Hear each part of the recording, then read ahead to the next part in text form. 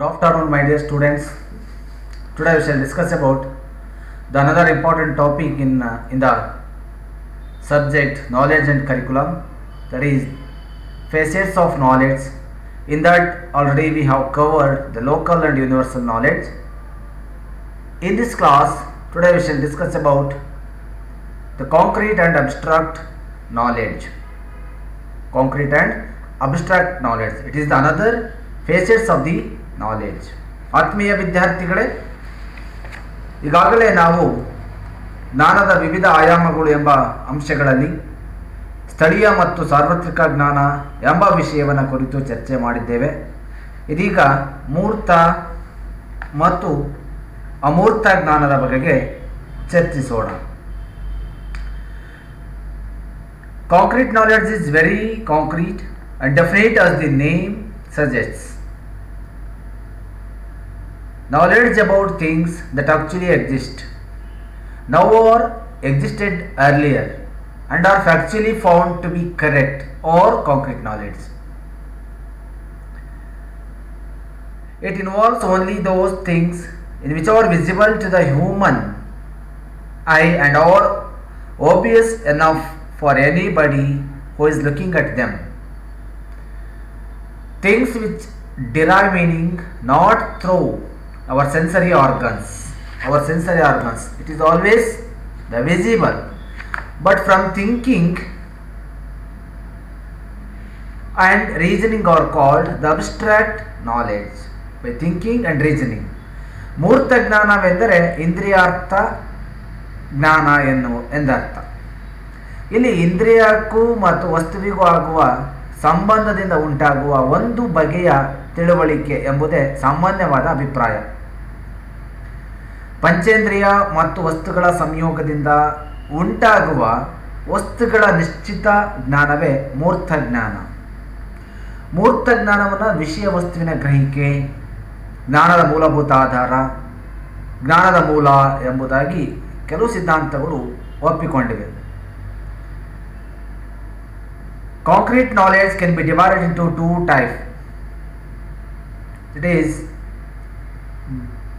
the inner knowledge and the outer knowledge. ಸಾಮಾನ್ಯವಾಗಿ ಎರಡು ರೀತಿಯ ಜ್ಞಾನವನ್ನು ನಾವು ನೋಡ್ತೇವೆ. ಲೌಕಿಕ, ಅಲೌಕಿಕ ಎಂದು ಈ ಜ್ಞಾನವನ್ನು ಕರೆಯುತ್ತಾರೆ.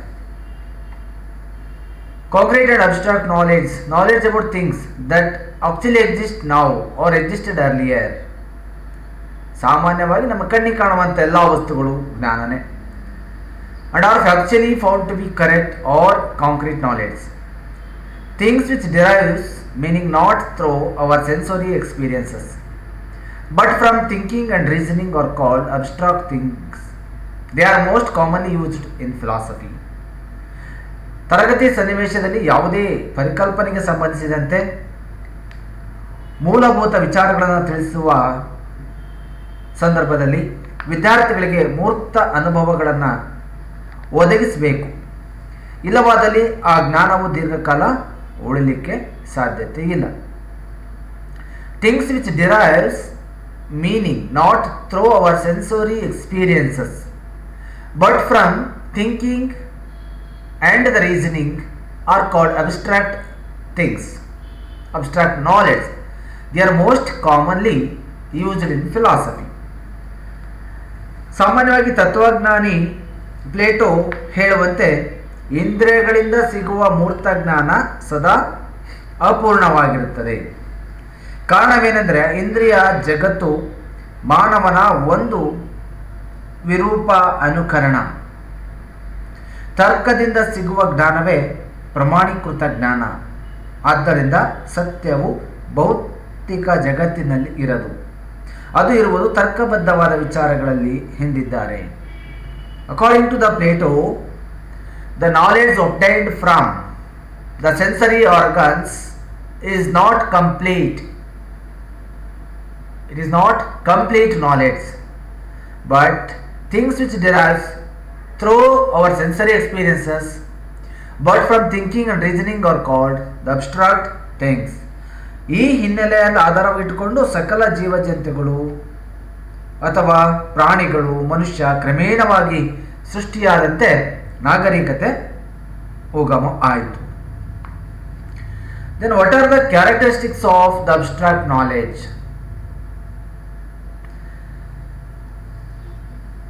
Or what are the characteristics of the concrete knowledge?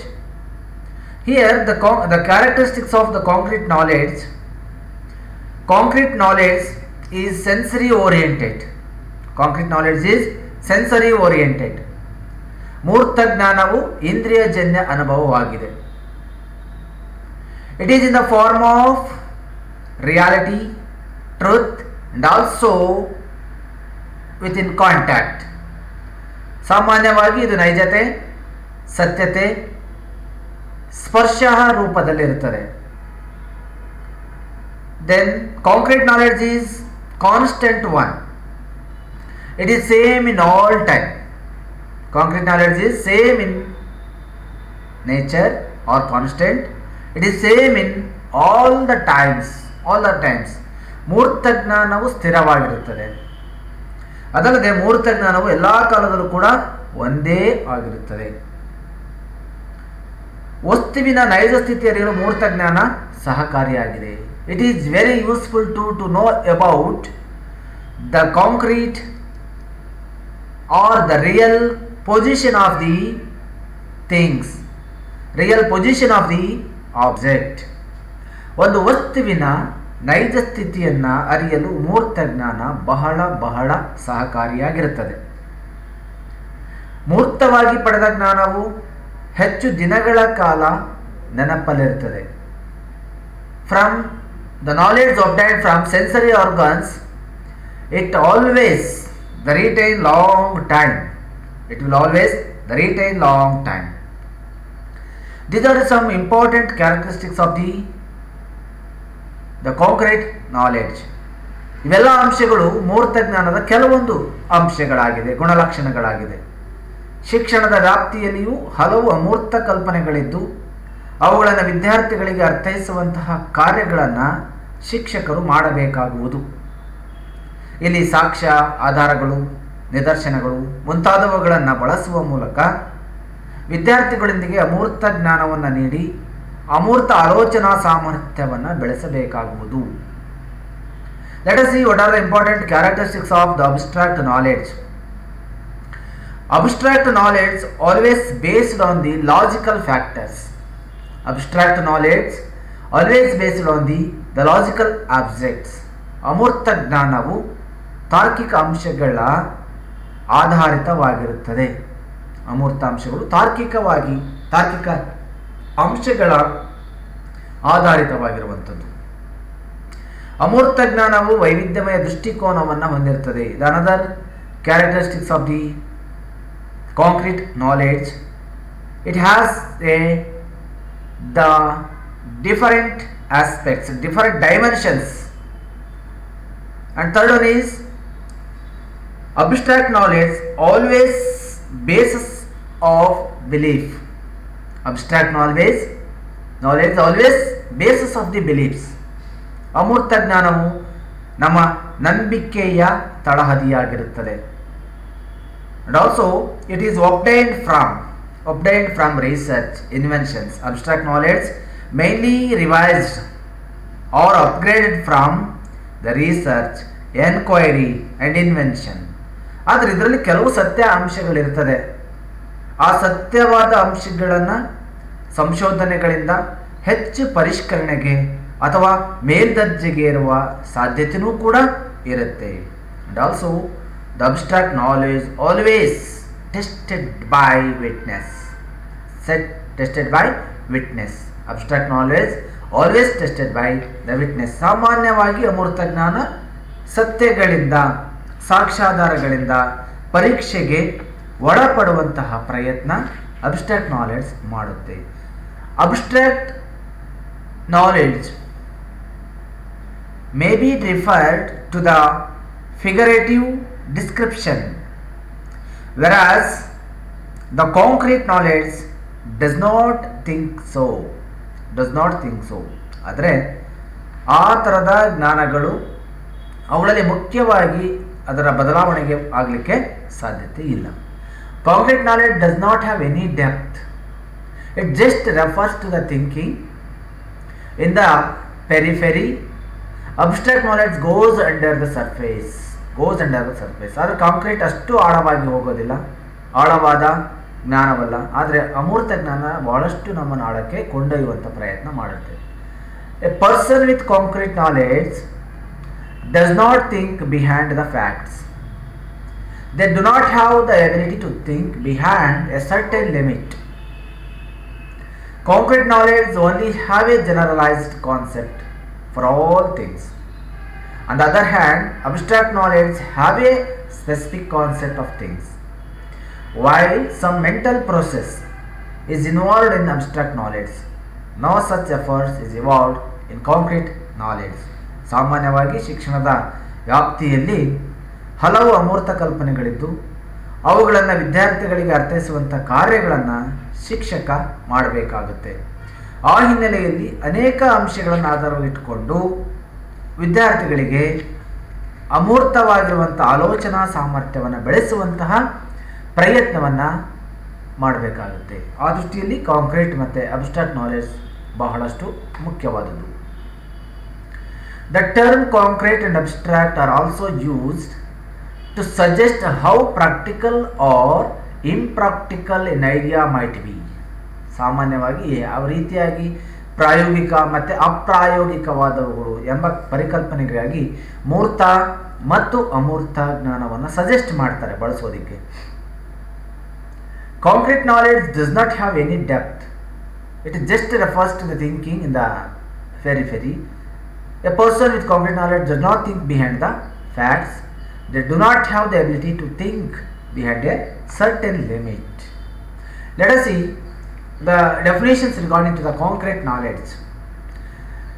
Knowledge about the things actually exist now or existed earlier and are factually found to be correct or concrete knowledge. ಸಾಮಾನ್ಯವಾಗಿ ಇರುವ ಅಥವಾ ಮುಂಚೆ ಇದ್ದಂತಹ ಅಥವಾ ಇರಬಹುದಾದಂತಹ ವಸ್ತುವಿನ ಬಗೆಗಿನ ಜ್ಞಾನವನ್ನು ಮೂರ್ತ ಜ್ಞಾನ ಎಂದು ಕರೆಯುವರು. ಸಾಮಾನ್ಯವಾಗಿ ಈಗಾಗಲೇ ಇರುವಂತಹ ಜ್ಞಾನ ಅಥವಾ ಹಿಂದೆ ಇದ್ದಂತಹ ಜ್ಞಾನ ಮತ್ತು ಮುಂದೇನೂ ಕೂಡ ಇರಬಹುದಾದಂತಹ ಜ್ಞಾನವನ್ನು ಮೂರ್ತ ಜ್ಞಾನ ಎಂದು ಕರೆಯುತ್ತಾರೆ. ನಾಲೆಡ್ಜ್ ಅಬೌಟ್ ದ ಥಿಂಗ್ಸ್, ಯಾವುದಾದ್ರೂ ವಸ್ತು ಆಯಿತು, ಯಾವುದಾದ್ರೂ ವಸ್ತು ಹೀಗಿದ್ದರೂ ಇದ್ರಂತೆ ಅನ್ನೋ ಅಂಶಗಳೆಲ್ಲ ಏನಿದೆಯಲ್ಲ ಅದೆಲ್ಲವೂ ಕೂಡ ಮೂರ್ತ ಜ್ಞಾನಕ್ಕೆ ಸಂಬಂಧಪಟ್ಟಿರುವಂಥದ್ದು. Abstract knowledge, things which derive meaning not through our sensory experiences but from thinking and reasoning are called abstract knowledge. Things which derive meaning not through our sensory or experiences but from thinking and reasoning are called abstract knowledge. ಆದರೆ ಇರುವಂಥ ವಸ್ತುಗಳ ತಾರ್ಕಿಕತೆ, ಅನುಭವಗಳ ಮುಖೇನ, ಇಂದ್ರಿಯಗಳ ಸ್ಪರ್ಶ ಏನಾಗುತ್ತೋ ಆ ನಂಬಿಕೆಯ ಮುಖೇನ ಪಡೆಯುವಂತಹ ಜ್ಞಾನವನ್ನು ಅಮೂರ್ತ ಜ್ಞಾನ ಎಂಥೇಳಿ ಕರೆಯುವ ಪ್ರಯತ್ನವನ್ನು ಕೆಲವು ತಜ್ಞರು ಮಾಡಿದ್ದಾರೆ. Let us see the differences between the knowledge, concrete knowledge and also the abstract knowledge. Here the concrete knowledge is the knowledge based on actual facts. ಮೂರ್ತ ಜ್ಞಾನ ಒಂದನೇ ಅಂಶ ತಿಳ್ಕೊಳ್ಳೋದಾದರೆ, ಮೂರ್ತ ಜ್ಞಾನವು ನಿಜವಾದ ಸತ್ಯದ ಆಧಾರದ ಮೇಲೆ, ಘಟನೆಗಳ ಆಧಾರದ ಮೇಲೆ ದೊರೆಯುವಂಥ ಜ್ಞಾನ. ಇದು ಹೇಳುತ್ತೆ, ಈ ಜ್ಞಾನ ಹೇಳುತ್ತೆ. Absolute knowledge refers to all conceptual knowledge acquired by an individual without a physical referent. Absolute knowledge refers to all conceptual knowledge acquired by an individual without a physical referent. ಭೌತಿಕ ಅಸ್ತಿತ್ವವಿಲ್ಲದೆ ದೊರೆಯುವಂತಹ ಒಂದು ಜ್ಞಾನ, ಅಂದರೆ ಕಾಲ್ಪನಿಕ ಅನುಭವದ ಮೂಲಕ ಜ್ಞಾನ ದೊರೆಯುವುದು, ಅದನ್ನು ಅಬ್ಸಲ್ಯೂಟ್ ನಾಲೆಡ್ಜ್ ಎಂದು ಕೂಡ ಕರೆಯುತ್ತಾರೆ. The second one is, it is a generalised form of knowledge either taught or acquired through observation and does not require deep thinking.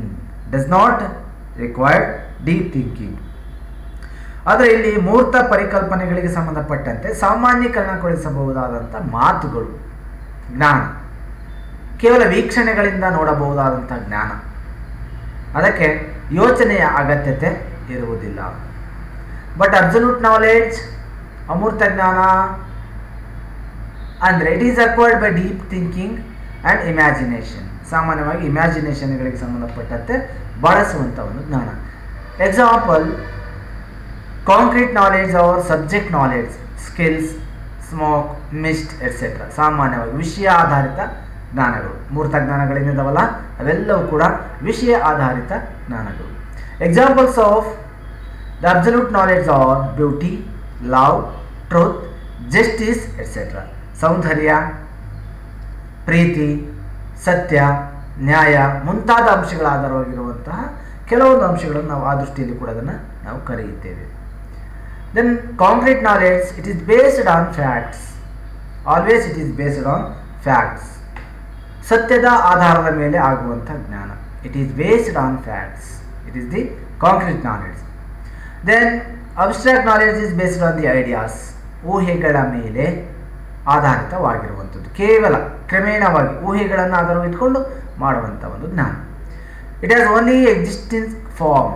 It is only extrinsic in form. ಮೂರ್ತ ಜ್ಞಾನ ಬಾಹ್ಯ ರೂಪದಲ್ಲಿ ಕಾಣಿಸ್ಕೊಳ್ಳುತ್ತೆ. ನಮಗೆಲ್ಲ ಕಣ್ಣಿಗೆ ಕಾಣುತ್ತೆ. ಇದು ನೋಡ್ಬೋದು. ಮೂರ್ತ ಜ್ಞಾನವನ್ನು ನಾವು ಕಣ್ಣಿಗೆ ಕಲ್ಲು, ಮರ, ಗಿಡ, ಸಿದ್ಧಾಂತಗಳು, ಈ ಥರ ಏನೇನು ದೊರೆಯುತ್ತೋ ಅದೆಲ್ಲವೂ ಕೂಡ it is in a form, extrinsic form. But abstract knowledge is only instinct form, intrinsic form, ಆಂತರಿಕವಾಗಿ ಕಾಣುವಂಥದ್ದು.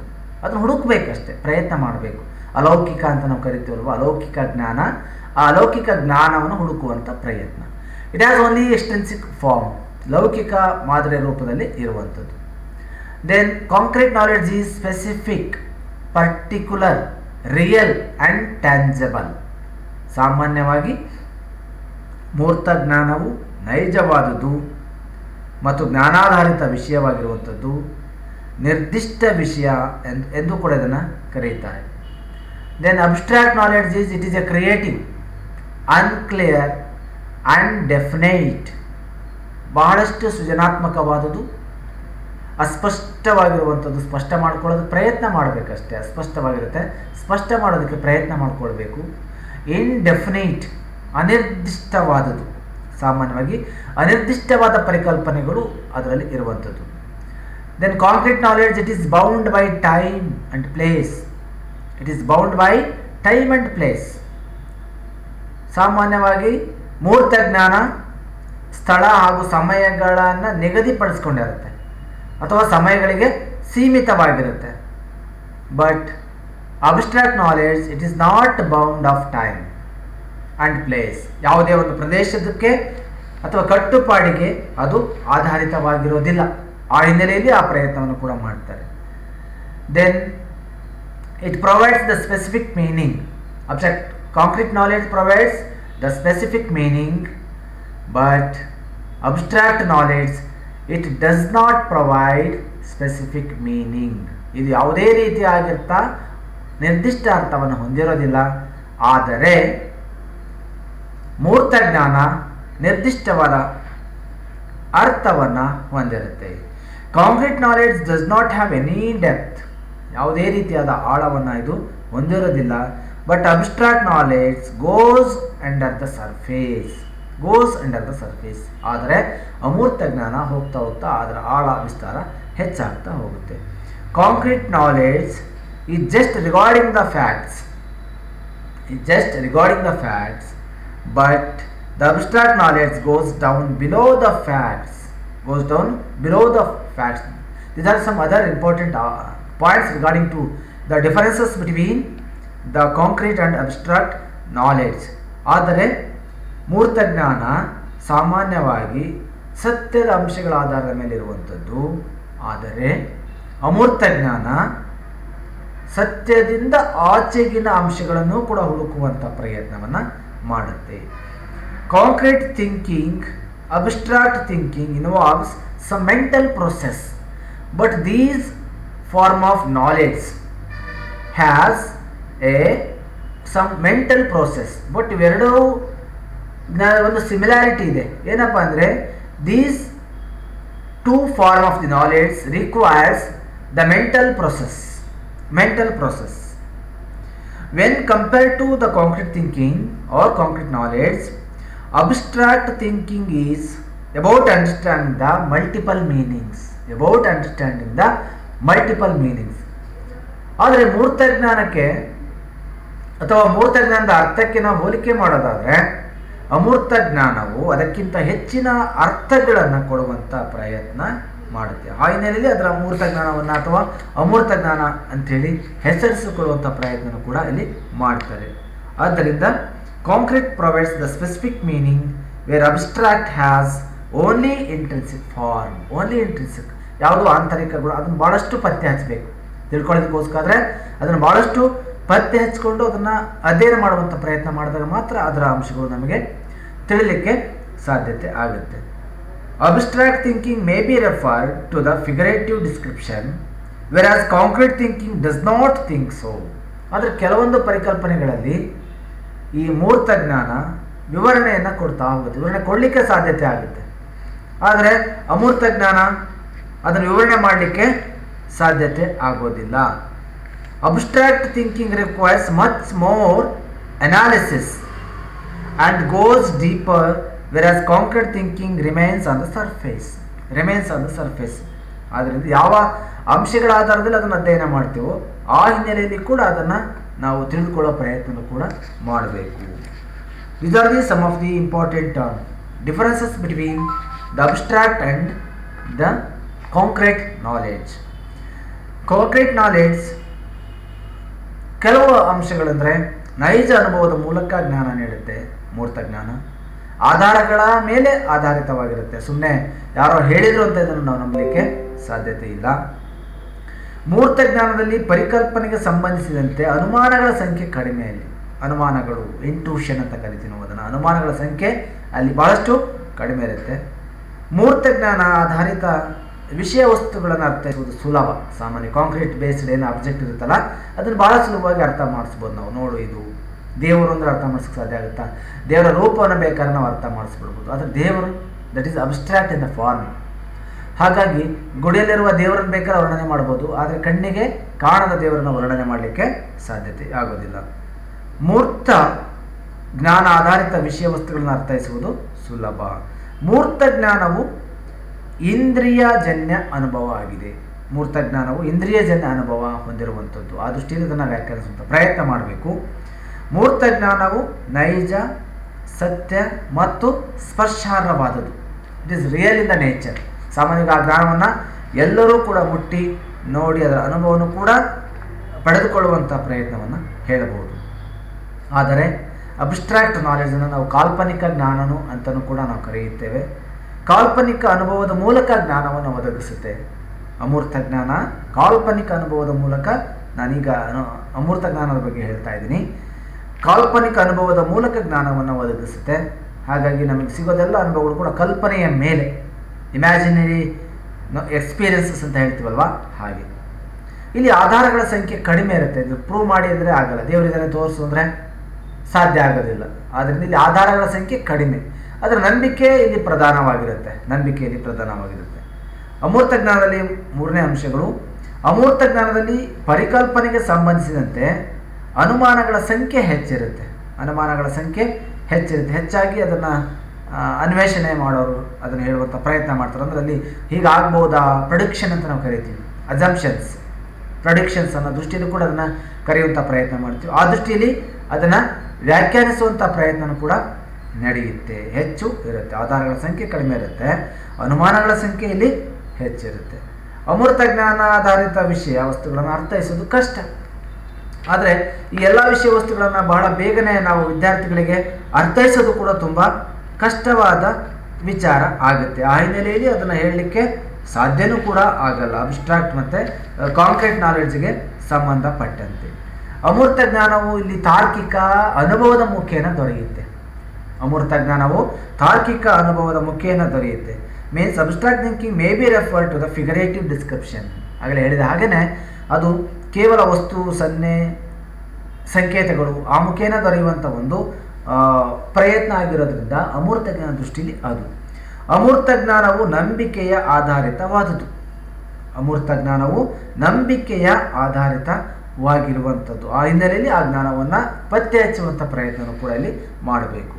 Totally abstract and concrete thinking are two different ways of looking at the same thing. ಒಟ್ಟಿನಲ್ಲಿ ಅಮೂರ್ತ ಮತ್ತು ಮೂರ್ತ ಜ್ಞಾನದ ಅಂಶಗಳು ಎರಡು ಬೇರೆ ಬೇರೆ ರೀತಿಯಲ್ಲಿ ಎರಡು ರೀತಿಯ ಯೋಚನೆಯನ್ನೇ ಬೇರೆ ಬೇರೆ ಹಾದಿಯಲ್ಲಿ, ಒಂದೇ ವಿಷಯವನ್ನು ಬೇರೆ ಬೇರೆ ಹಾದಿಯಲ್ಲಿ ನೋಡುವಂಥ ಪ್ರಯತ್ನ ಅಷ್ಟೇ. ಅಬ್ಸ್ಟ್ರಾಕ್ಟ್ ಫಾರ್ಮಲ್ಲಿ ನೋಡಿದಾಗ ಅದರ ರೂಪನೇ ಬೇರೆ ಆಗುತ್ತೆ, ಮತ್ತು ಕಾಂಕ್ರೀಟ್ ರೂಪದಲ್ಲಿ ನೋಡಿದಾಗ ಅದರ ಫಾರ್ಮೇ ಬೇರೆ ಆಗುತ್ತೆ. ಭೂಮಿ ದುಂಡಾಗಿದೆ ಅಂತ ಹೇಳ್ತಾರೆ. ಆ ಹಿನ್ನೆಲೆಯಲ್ಲಿ ಭೂಮಿಯ ಸುತ್ತುವಿಕೆಯನ್ನು ಅಥವಾ ಭೂಮಿಯ ಸ್ವರೂಪವನ್ನು ಅರ್ಥೈಸುವಂಥ ಪ್ರಕ್ರಿಯೆಗಳು ಬೇರೆ ಬೇರೆ ಆಗಿರುತ್ತೆ. The differences between the two terms can be summarised in the some description points. ಆದರೆ ಅವೆಲ್ಲವೂ ಅರ್ಥವನ್ನು ಕೂಡ ಒಂದೊಂದು ದೃಷ್ಟಿಯಲ್ಲಿ ಕೂಡ ನಾವು ವ್ಯಾಖ್ಯಾನಿಸುವಂಥ ಪ್ರಯತ್ನವನ್ನು ಇಲ್ಲಿ ಮಾಡ್ಬೋದು. While abstract thinking pays attention to the hidden meaning which cannot be grasped by a lay person, but concrete thinking denotes a different meaning. It always literal. ಆದರೆ ಯಾವುದೇ ಒಬ್ಬ ಅಸಮರ್ಥ ವ್ಯಕ್ತಿ ಈ ಅಮೂರ್ತ ಜ್ಞಾನವನ್ನು ಕಂಡುಹಿಡೋದಕ್ಕೆ ಸಾಧ್ಯತೆ ಆಗೋದೇ ಇಲ್ಲ. ಆದರೆ ಮೂರ್ತ ಜ್ಞಾನವಾದರೆ ಅದು ಬರವಣಿಗೆಯ ರೂಪದಲ್ಲಿರುವಂಥ ಜ್ಞಾನ ಆಗಿರೋದ್ರಿಂದ ಯಾವುದೇ ವ್ಯಕ್ತಿಯಾಗಲಿ ಅದನ್ನು ಸುಲಭವಾಗಿ ಪತ್ತೆ ಹಚ್ಚುವಂಥ ಪ್ರಯತ್ನ ಮಾಡ್ತಾನೆ. Concrete knowledge does not have any depth, it just refers to the thinking in the periphery. On the other hand, abstract knowledge is also in the way. The process of identifying the common patterns that have systematic variations is an abstraction, or the abstraction represents the common pattern and provides the means for specifying which variation to use is abstract knowledge. ಒಟ್ಟಿನಲ್ಲಿ ಹೀಗೆ ವಿವಿಧ ದೇಶಗಳಲ್ಲೂ ತಮ್ಮದೇ ಆದ ಧರ್ಮ ಗ್ರಂಥಗಳು ಹುಟ್ಟಿಕೊಂಡು ಅವರು ಹೇಳುವಂತಹ ಜ್ಞಾನವು ದೈವಿಕವೆಂದು ಒಪ್ಪಿಕೊಂಡು ಈ ಜ್ಞಾನವು ಒಂದು ಧರ್ಮಕ್ಕೆ ಅಥವಾ ಒಂದು ಪಂಥಕ್ಕೆ ದೇವರು ಕೊಟ್ಟಿರುವ ಅಮೂಲ್ಯ ಕಾಣಿಕೆ ಎಂದೇ ನಂಬಲಾಗಿದೆ. ಈ ನಂಬಿಕೆಯೇ ಅಮೂರ್ತ ಜ್ಞಾನ. ಈ ಅಮೂರ್ತ ಜ್ಞಾನವನ್ನು ದೃಢೀಕರಿಸಲು ಅಥವಾ ನಿರಾಕರಿಸಲು ಸಾಧ್ಯವಿಲ್ಲ. ಅವಶ್ಯವಿದ್ದಲ್ಲಿ ಪ್ರಮಾಣೀಕರಿಸಬಹುದು ಬೇಕಾದರೆ. ವಿಶೇಷವಾಗಿ ಈ ರೀತಿಯ ಜ್ಞಾನದ ನಂಬಿಕೆಗೆ ಬಹಳ ಮುಖ್ಯವಾದದ್ದು ಪಂಚೇಂದ್ರಿಯ ಮತ್ತು ವಸ್ತುಗಳ ಸಂಯೋಗದಿಂದ ಉಂಟಾಗುವ ವಸ್ತುಗಳ ನಿಶ್ಚಿತ ನೈಜ ಜ್ಞಾನವೇ ಮೂರ್ತ ಜ್ಞಾನ. ಸಾಮಾನ್ಯವಾಗಿ ಇದನ್ನು ದಾರ್ಶನಿಕರು ಪೂರ್ವಜನ್ಮದ ಜ್ಞಾನ ಅಥವಾ ಪೂರ್ವಾನುಭವದ ಜ್ಞಾನ, ಪೂರ್ವಾನುಭವವಿಲ್ಲದ ಜ್ಞಾನ, ಅನುಮಾನವಿಲ್ಲದ ಜ್ಞಾನ, ಅಂದರೆ ಇದರ ಏನೂ ಕಂಡುಹಿಡಿಯೋಕ್ಕಾಗೋದಿಲ್ಲ, ಫಿಕ್ಸ್ಡ್ ಆಗಿದೆ ಅನ್ನೋ ರೀತಿಯಲ್ಲಿ ಇದನ್ನು ಪ್ರತಿಪಾದನೆ ಮಾಡಿದ್ದಾರೆ.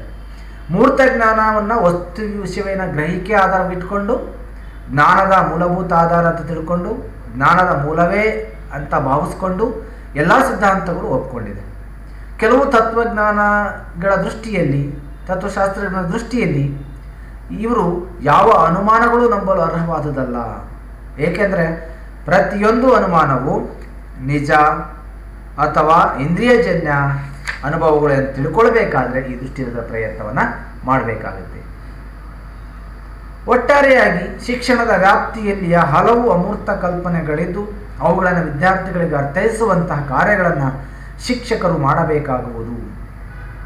ಇಲ್ಲಿ ಸಾಕ್ಷ್ಯಾಧಾರಗಳು, ನಿದರ್ಶನಗಳು ಮುಂತಾದವುಗಳನ್ನು ಬಳಸುವ ಮೂಲಕ ವಿದ್ಯಾರ್ಥಿಗಳಿಗೆ ಅಮೂರ್ತ ಜ್ಞಾನವನ್ನು ನೀಡಿ ಅಮೂರ್ತ ಆಲೋಚನಾ ಸಾಮರ್ಥ್ಯವನ್ನು ಬೆಳೆಸಬೇಕಾಗುವುದು. ಒಟ್ಟಿನಲ್ಲಿ ಅಮೂರ್ತ ಜ್ಞಾನವೆಂದರೆ ಕಣ್ಣಿಗೆ ಕಾಣಿಸದ, ಊಹೆಗೆ ನಿಲುಕದ, ಕಲ್ಪನಾತೀತ ನಂಬಿಕೆಯ ತಳಹದಿಯಲ್ಲಿರುವ ಜ್ಞಾನವೇ ಅಮೂರ್ತ ಜ್ಞಾನ. ಇದನ್ನು ಪ್ರಶ್ನಿಸ್ಬೋದು ಬೇಕಾದರೆ ನೀವು.